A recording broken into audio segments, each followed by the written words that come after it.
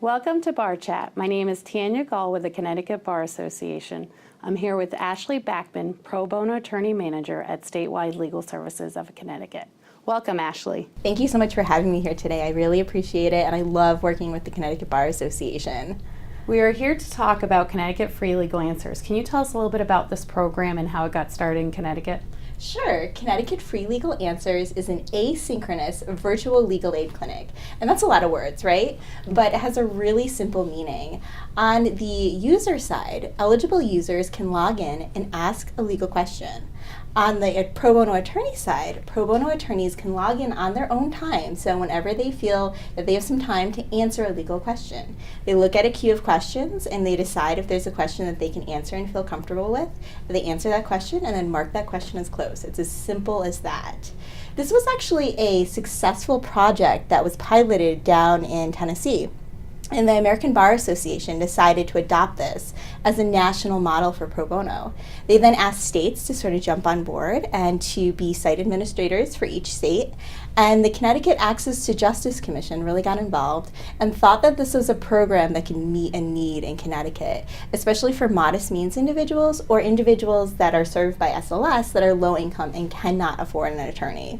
At the very beginning, Statewide Legal Services was happy to be the site administrator and partner with the ABA, and then we soon realized that this was a program that could serve many, many more people. So we graciously asked the Connecticut Bar Association to be the partnering agency, and we're thrilled that you actually are and can serve more people that are low income, modest means, cannot afford an attorney, but have a simple legal question that they need answered.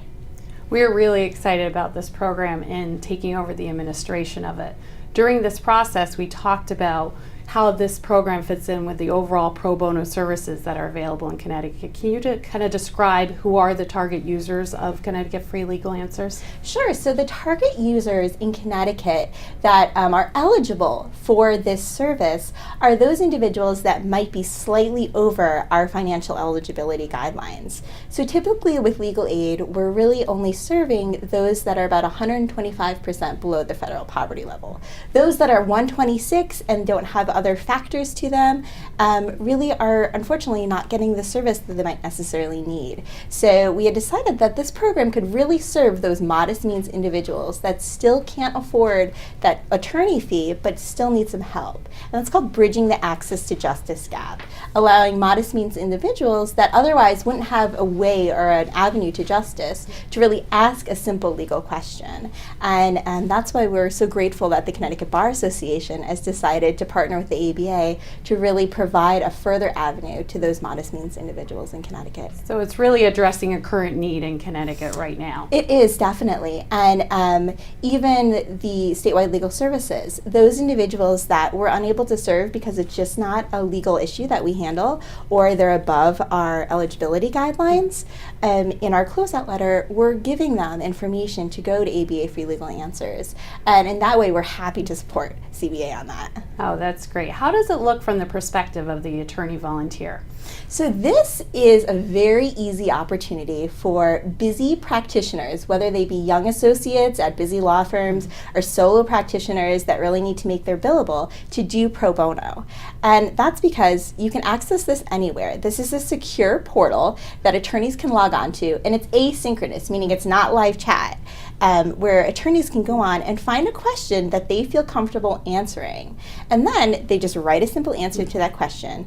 And they can either mark that question as closed, meaning that user cannot ask follow-up questions, or they can leave it open. So say, for example, an attorney wants to ask a further question about a legal issue. They can do that and wait for a response from that user. So easy. I believe the ABA was originally marketing this even as pro bono in your PJs, because during the pilot project in Tennessee, attorneys were reporting that they were waiting, for verdicts to come in, and they were logging onto their smartphones to answer a quick question to pass the time.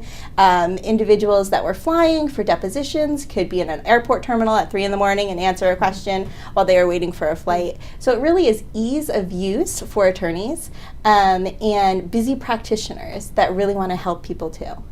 What type of questions do you usually get on this website? The types of questions we were the site administrator very briefly included debt collections, so those that were didn't have any money actually and were being sued in small claims court, bankruptcy questions, some easy housing questions like landlord-tenant with conditions, immigration questions, and then transactional questions like intellectual property questions. There was one, I believe, where a young band who was doing this sort of, for no money right now, wanted to license or trademark their songs and their name, and we're looking for some avenues on how to do that with the state of Connecticut, and didn't know how to do that. So all different questions for all different types of practices of law, but these are really answers that individuals are looking for, and it's a one-stop shop to answer those questions. So it's really easy for attorneys to be able to volunteer online, and there's something for everyone in the Bar Association. There is something for everyone, and that's really important, is that this is for transactional attorneys that are doing an IP, or attorneys that are practicing in housing, attorneys that are practicing in family, immigration, all different areas for people to get involved in. If you're interested in becoming a volunteer attorney, please sign up at ct.freelegalanswers.org. Thank you, Ashleigh, for being here with us this morning. Thank you for having me. This is Tanya Gall with the Connecticut Bar Association. Thank you for being with us for BarChat.